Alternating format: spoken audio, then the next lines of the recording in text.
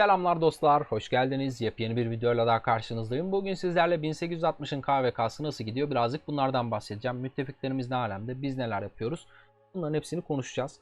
Biraz da böyle teknolojiden vesaireden bahsedeceğim. KVK'nın mekaniği anlamında önemli olan şeylere biraz daha değineceğim bu videoda. Ama çok da böyle üzerinde şunu yap, bunu yap, adım adım şunu öyle olsun, böyle olsun mantığında ilerlemeyeceğim. Çünkü herkesin koşulu farklı. Yani ben bir free to play'e vereceğim tavsiye ile bundle alan, paket çeken bir insana vereceğim tavsiye aynı değil. Bu sorunun sizden gelmesi lazım ki şöyle şöyle yapsan daha iyi olur demem gerekiyor. Biraz daha önemli olan, dikkat etmeniz gereken birkaç kritere değineceğim ve benim neler yaptığımdan bahsedeceğim. Videoya geçmeden önce eğer içeriklerimi beğeniyorsanız bir beğeni bırakıp kanala abone olabilirsiniz dostlar. KVK'dan bahsetmeden önce bir haritayı göstermem lazım ki size hani haritanın ne olduğunu daha iyi anlayabilin. Buradaki savaşları anlatırken de çok daha netleşsin kafanızda. Şimdi ben 8'li KVK'dayım ve gördüğünüz üzere 8 tane kamp var. 4'ü dost, 4'ü düşman şeklinde. 860 biziz. 497 müttefikimiz. Burada gördüğünüz 489 müttefikimiz. 629 müttefikimiz. Diğer kamplarda rakibimiz zaten. Şimdi burada arada kalan kamp olmak çok zorlu bir durum. Neden zorlu bir durum? Ondan bahsedelim. Daha önce de birazcık çıtlatmıştım aslında bu muhabbeti. Şimdi bizim bulunduğumuz tarafa 601 çıkmaya çalışsa 601 burada başarılı olduğu takdirde diyelim. Hani bizi kapattığı takdirde diyelim. Burada çember zonuna girdiğinde 497 ile savaşmak zorunda kalacak. Şimdi 601 bu tarafa çıktığında burada başarılı olduğu takdirde buradan girdiğinde bu sefer bizle savaşmak zorunda kalacak. Ama biz herhangi bir şekilde savaşmış olmadan buraya giriyoruz. Çünkü altımızdaki kamp bizim müttefikimiz. Yani ortada kalan kamp her zaman yıpranacak anlamına geliyor. Aynı şekilde 601 de burada işte müttefik ile birlikte 497'yi kapatmaya çalışacağını ben daha önceden söylemiştim.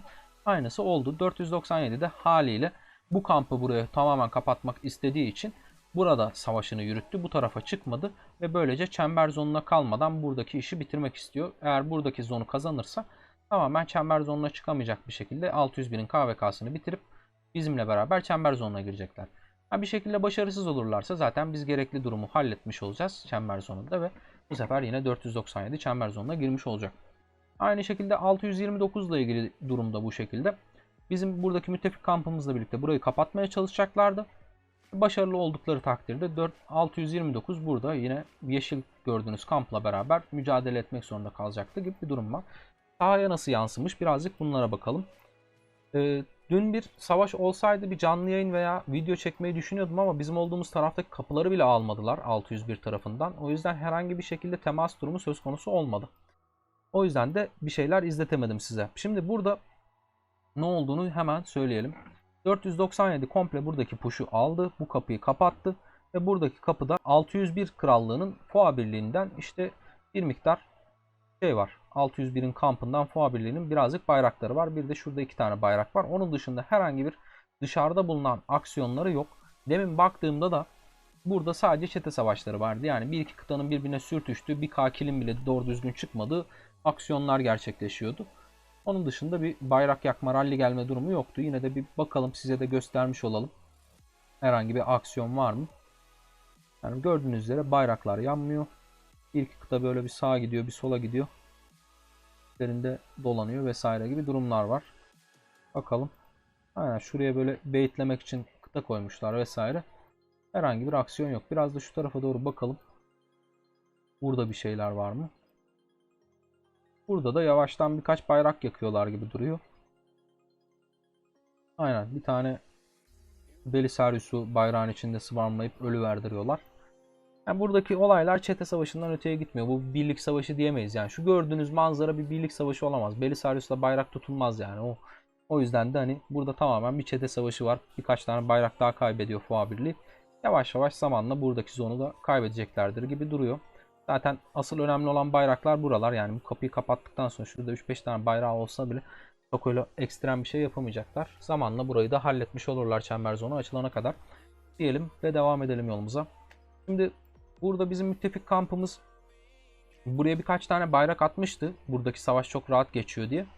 Sonrasında buradaki savaş biraz daha hızlanmaya başlayınca, buradaki insanlar da biraz fazla yüklenmeye başlayınca hani burayı komple saldılar. Yani buraya zaten bir olağanüstü bir şey yapma gayeleri yoktu. Asıl amaç hani öbür tarafı kazanmaktı ama burayı kolay kazansalardı burayı da devam ederlerdi. Burada o yüzden çok bir şey olmadı. Aldılar burayı birkaç bayrak attıktan sonra.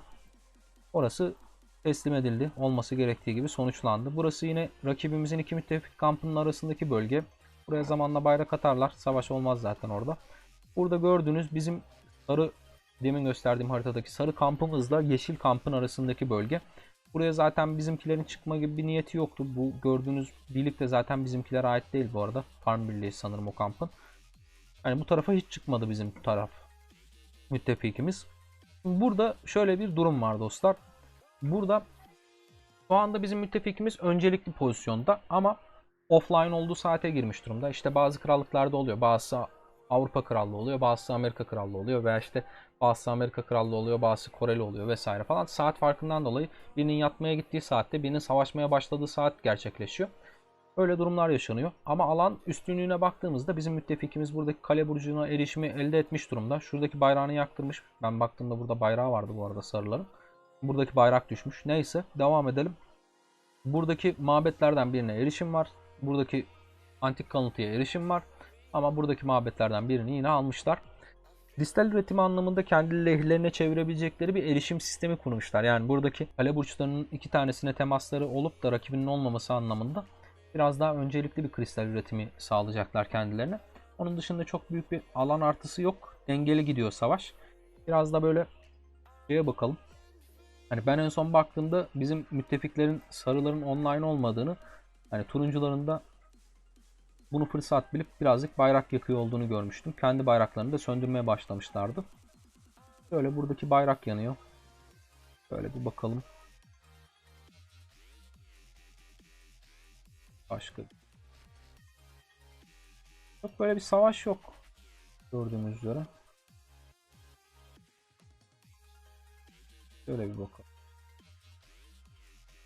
Yani turuncular da bayrak söndürmüşler. Burada ufak tefek temaslar var gibi. Yine buradaki bayrak da yanıyormuş, sönmüş.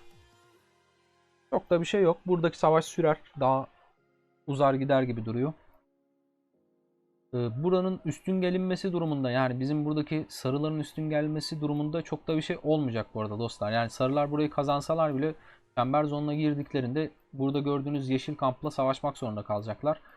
Çünkü hani iki tarafta birbirini Kingsland'e sokmak istemeyecek.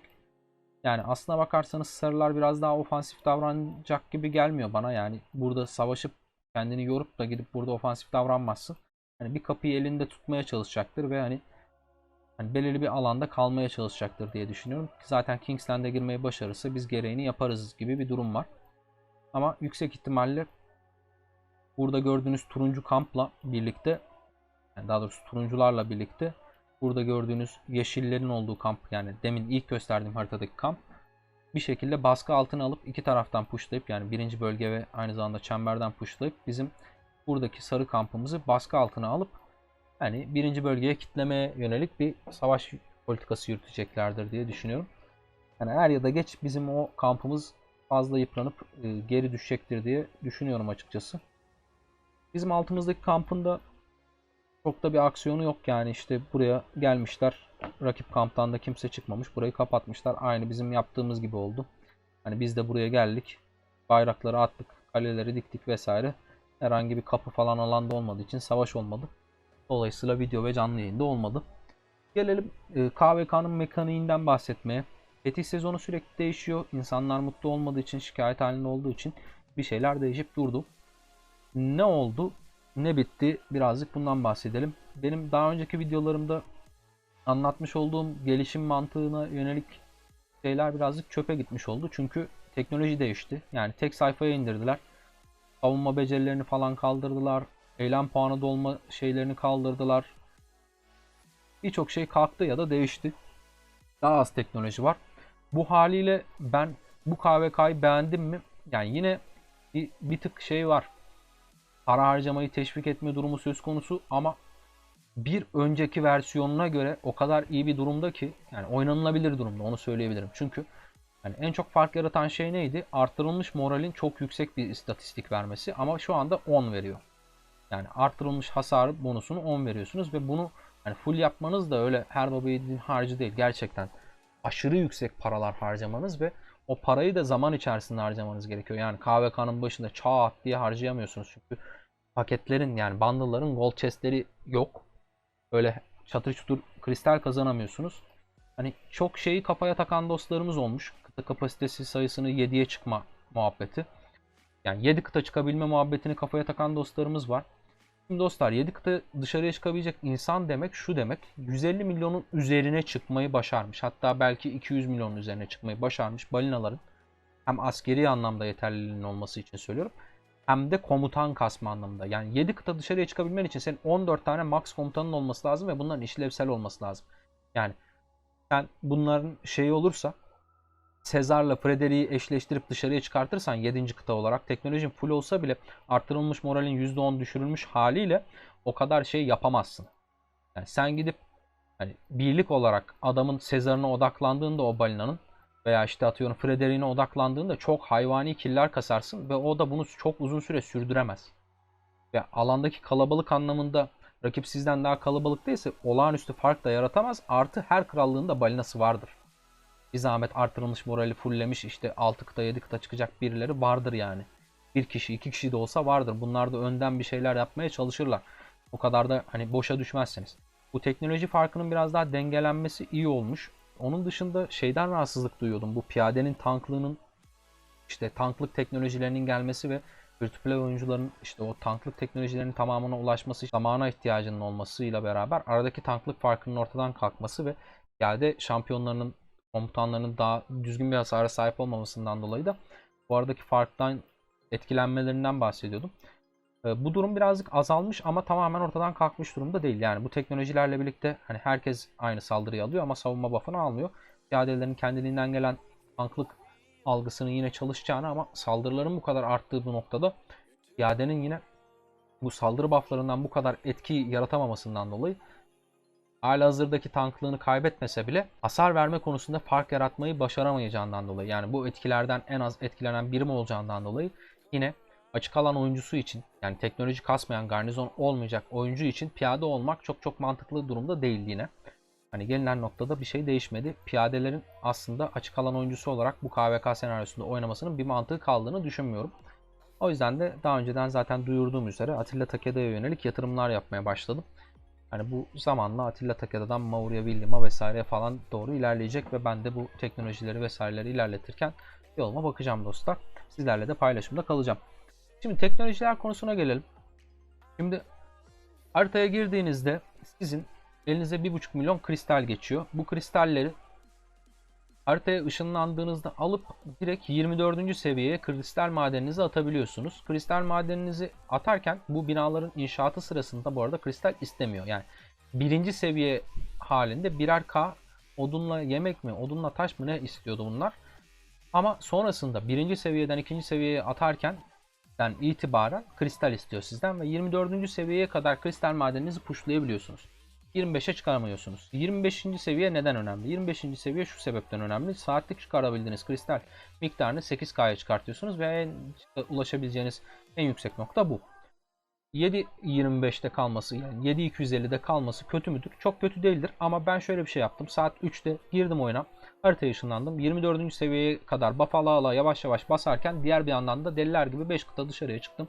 Aha da şu gördüğünüz 5 kıtayla birlikte barbar kestim. Hala ara ara kesiyorum. Şu anda kesiyor olmamın sebebi bu 7K cevherle 35 kafa verilen etkinliği tamamlamak için şey yapıyorum. Çünkü bu etkinlik için gelen sandıklar birazcık azaltılmış durumda ve barbar kesmeye biraz daha muhtaç durumdayız. Ki her türlü savaş olmadığı için kristal gelmesi adına bu etkinlikten de sonuçlandırma adına harcamış olduğum AP'ler çifte kar yarattığı için devam edeceğim bir yol haritası benim için. Size de öneririm böyle bir şeyin içerisindeyseniz yapın yani. Neyse ben o 24. seviyeye gelinceye kadar o kadar çok barbar kestim ki 25. seviyeye basabildim. Yani 25. seviyeye basabilecek kadar barbar kestim ve sonrasında da 25. seviyeye bastım, hızlandırdım. Hızlandırmanın sonucunda saatlik üretimimi 8K'ya çıkardım. Bir de zaten şöyle bir durum vardı. Yanlış yere tıkladık. Şöyle bir durum vardı. Ben daha önce söylediğim gibi oyunda 2 tane şey satın alıyorum. Biri 30 günlük cevher tedariği, bir de KVK'dan KVK'ya şu gördüğünüz paket. 47 liralık paketi satın almıştım ve saatlik üretimim %50 artmıştı. İşte 8K saatlik üretimine %50 artış verirsen 4K da oradan geliyor. Kafam çok rahat bir şekilde 12 saatlik yani 12K'lık saat üretimle beraber uykuya daldım. Ondan sonra uyandığımda da yavaş yavaş teknolojileri kastım. Bazı dostlarımız bu binayı direkt 16'ya atma çabasına giriyor. Ben o yolda ilerlemedim dostlar. Çünkü binaya harcadığım her şey, her kristal benim ilk savaştaki teknolojimi etkileyecekti ve açılım anlamında, yani hesabın teknoloji başlangıcı anlamında biraz daha geri düşürebilirdi. Ben pakette almayan bir hesap olduğum için bu yolda ilerledim. Yani öncelikli olarak teknolojileri götürebildiğim yere götürüp ondan sonra 16'ya çıkma yönünde ilerledim. Siz eğer biraz daha paket harcıyorsanız, biraz daha harcadığınız bu patlayan paketlere para harcayarak, yani paket alıyorsanız, özellikle bu patlayan paketleri alarak bunu 16 yapmaya da gidebilirsiniz. Bunu 16'ya yapma size ne sağlıyor 16 yapma?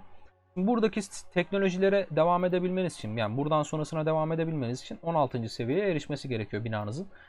Ben 16. seviyeye erişmenin o kadar önemli olduğunu düşünmedim. Çünkü ilk savaşa kadar herkesin teknolojisi belirli bir noktada düşük olacak. Yani çok aşırı farklar olmayacak diye düşünerek ne yaptım? İlk önce şunu 5 yaptım. Çünkü ilk savaşta benim işime yarayacaktı. Ama direkt onu 5 yapmadan önce yaptığım şeyler var. Onlardan da bahsedelim. Şimdi bunları birer kez basıyorsunuz. Ondan sonra bu arkadaşı bir kez basıyorsunuz. Sonrasında bu arkadaşı 4'e çıkarıncaya kadar gereken her koşulu sağlayarak 4'e çıkardım. Sonra bu arkadaşı 4'e çıkarıncaya kadar ki gereken her koşulu sağlayarak 4'e çıkardım. Bunlar ne işimize yarıyor? Bunlar bizim hem günlük kale burcu görevlerinden elde ettiğimiz kristalin artışını sağlıyor, hem de o kale burcu görevlerinde bir komutan seviyesi yükseltme durumu söz konusu ve her kabul ettiğimiz görevdeki komutanın kazanacağı tecrübe puanı artış gösteriyor bu teknoloji sayesinde. Ben şu anda %26 artışla o görevlerden gelen tecrübelerden faydalanıyorum. Ve komutanları daha %26 daha hızlı kasıyorum seviye olarak. Bu iki teknoloji önemli. Onun dışında ilk savaşa kadar neye önem verdim? Bu arada bunlar 1'di, bugün yükselttim. Şu an barbar kesiyor olduğum için. Onun dışında önemli olan şey bunu 4 yapmaktı benim için. Bunu 4 yaptım. Neden 5 yapmaktı demiyorum. Onu da söyleyelim hemen.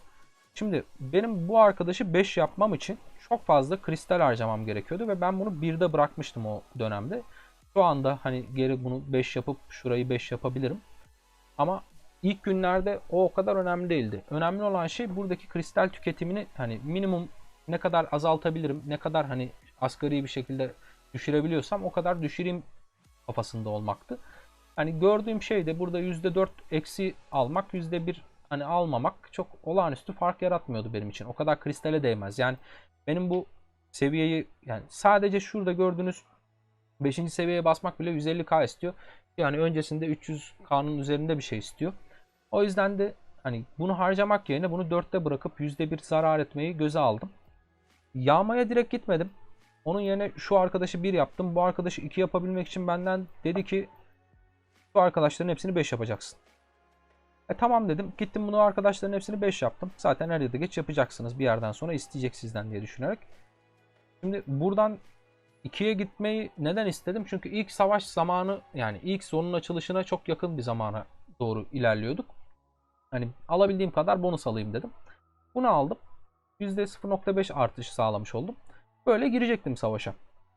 Ama 16'ya atmaya çalışsaydım ne olacaktı? 16'ya atmaya çalışsaydım bu sefer hani binam 16 olacaktı ama bu teknolojiler o kadar hızlı ilerleyememiş olacaktım. Gereğinden daha da fazla barbar kesmem gerekecekti ki eylem puanları biraz daha az geldiği için biraz daha temkinli hareket etmeye çalışıyorum. Yani çok ihtiyaç oluşmadığı sürece eylem puanını yığmıyorum. Şu an ihtiyaç var. Niye? Çünkü 35 kafalık event geldi. O eventi tamamlamak için barbar kesiyorum. Karşılığında ekstradan kristal alıyorum ve teknolojim de ilerlemiş oluyor. Biraz daha kazan kazana yönelik hareket ediyorum. Şimdi 16'ya attıktan sonra bu arkadaşları da gideceğim. Bu arkadaşlardan ilerledikten sonra asıl amacım ne? Aklar 2'yi yine çıkartabildiğim kadar yukarıya çıkartmak. Aklar 2'yi hallettikten sonra yine yağma ve tesirli operasyona basabildiğim kadar basmak. Ve erişmek istediğim şey de bu, artık kendi kıta kapasitemi arttırmak. Alana çıkarken 310K değil de buradaki çıkabildiğim en yüksek teknoloji ne olursa, benim kristal imkanlarım neyi şey yaparsa buna yöneleceğim. Şimdi birazcık kale burcu muhabbetleriyle bahsedelim. Kale burcu çok önemli. Bir de bazı kaynaklarda yanlış bilgi verildiğini duydum. Hani bununla ilgili bir açıklama yapmak istiyorum. Dostlar, burada gördüğünüz günlük 15 tane görev var. Bu görevleri bazı kaynaklar şöyle bir bilgi paylaşımında bulunmuş. Demişler ki işte Kusunoki'nin bu KVK için söylemiyorum, 8'li için söylemiyorum, Kahramanmaraşı için söylüyor. Demişler ki Kahramanmaraşı'nda Kusunoki'nin becerisi çöp. İşte Santuzu'nun becerisi çöp. Bu işte komutanı niye kasayım? Buna işte görev harcamayın gibi bir durum duydum ben. Hani bana öyle söylendi. Neyse bu çok mantıklı bir şey değil. Nedenini söyleyeyim. Her seviyesi, bu komutanların her seviyesi, mor olanların %1,5, sarı olanların %2,5 kristal üretimi artışı sağlıyor. Hani ben %50 artışla başlamıştım ya KVK'ya.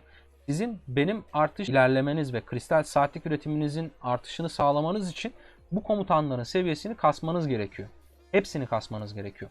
Ha nedir? İlk savaşa kadar önemli olduğunu düşündüğünüz bir tane iki tane beceri vardır. Ben bunu kesinlikle yapmalıyım diyorsunuzdur. Önce ne yaparsınız? Komutanlarınızın hepsini 3. seviyeye getirirsiniz. Önemli olan komutanlarınızı 4. 5. seviyeyi 6. seviyeyi önden götürür. Hemen açarsınız. Ama ilk sondaki komutanlarda aşırı önemli komutan çok olmuyor. Mesela hani Hermann olursa Hermann'ın becerisi çok kıymetli. Hermann'ı belki erken bir şekilde 6 yapabilirsiniz. Ama Belisarius'un, Pelagius'un vesairenin becerileri çok kıymetli olmuyor. Daha çok bir sonraki zondaki komutanların becerileri kıymetli oluyor. Mesela YSG Bastyonu geliyor. YSG'nin becerisi kıymetli oluyor vesaire gibi durumlar. O anlamda şuna dikkat edin. Kristal saatlik üretiminizin yüzdelik artışı demek sizin çok uzun vadede teknolojinizi ve aynı zamanda teknolojinizi arttırırken elde ettiğiniz sikkeler sayesinde şehir teması ve takı almaktaki opsiyonlarınızı çok daha kolaylaştıracak bir durum. 15 tane görevinizi çok daha dikkatli harcamanız gerekiyor. Hani bunu da çok basit bir şekilde izah edelim. Şimdi ben bu Frederick'i ikinci seviyeye attığımda %2,5 saatlik kristal üretim artışı kazanacağım. Ben burada bunu yapmak için ne ihtiyaç duyuyorum? 450 bu komutana experience kazandırma, yani deneyim puanı kazandırma ihtiyacı duyuyorum. Ama bu komutanı 3. seviyeye atmak için ne ihtiyaç duyuyorum? 650 komutanın şeyine ihtiyaç duyuyorum. Tecrübe puanına ihtiyaç duyuyorum. Yani arada 200'lük bir fark var. Ben bunu 2 yaptığımda da %2,5 artış kazanacağım. Bunu 3 yaptığımda da %2,5 artış kazanacağım. O yüzden de bunu yapmam daha önemli. En azından 3. 4. seviyeye getirene kadar bütün komutanları eşit götürün. Sonra becerisini tercih edeceğiniz bir komutanı 6 yapıp ondan sonra yine diğer komutanları eşit götürmeye özen gösterin. Bu çok çok önemli. İkinci zon açıldığında da burada gördüğünüz sarı komutanları biraz daha öncelikli tutmanız önemli. Neden bunu söylüyorum? Çünkü şimdi ben buradan %2,5 artış kazanacağım. Buradan 1,5 kazanıyorum. O yüzden de bunları hani bu komutanların, buradaki gördüğünüz mor komutanların seviyesinin üzerine çıkardıktan sonra bunlara geri dönüş yaparsam yaparım. Hani bunlar 5 ya. Ben bunu 6 yaptıktan sonra belki buna geri dönerim. Bunu 6 yapmaya çalışırım. Ama yüksek ihtimalle bunları 7 yaptıktan sonra falan buna geri dönerim. Ki o zamana kadar da daha yeni komutanlar falan da açılmış olacak. Yani durum öyle ilerleyecek. Biraz daha dengeli götürmeye çalışmanız kristal üretimi artışınız için önemli. Onu da söylemiş olalım. Sikke kazanımınız azalmış durumda. Eskiden 2 sayfa sikke vardı. Şu andaki tek sayfa sikke kazanımıyla biraz daha az kazanıyormuşuz gibi hissettim ben. Ama bunu KVK'nın sonunda görürüm. Yani tam net fikrimi KVK'nın sonunda sizinle paylaşabilirim diye düşünüyorum. İzlediğiniz için teşekkür ederim. Eğer içeriklerimi beğeniyorsanız bir beğeni bırakıp kanala abone olabilirsiniz. Aklınıza takılan soru işaretleriniz olan konular varsa da yine yorumlar kısmında bana sorabilirsiniz. Daha detaylı, daha merak ettiğiniz bir şeyler varsa onların videosunu da çekebilirim. Bu konuyla ilgili de olabilir. Hani yine onları yorumlarda benimle paylaşmayı unutmayın. Tekrar yeni bir videoda görüşene dek hoşça kalın. Kendinize iyi bakın. Bay bay.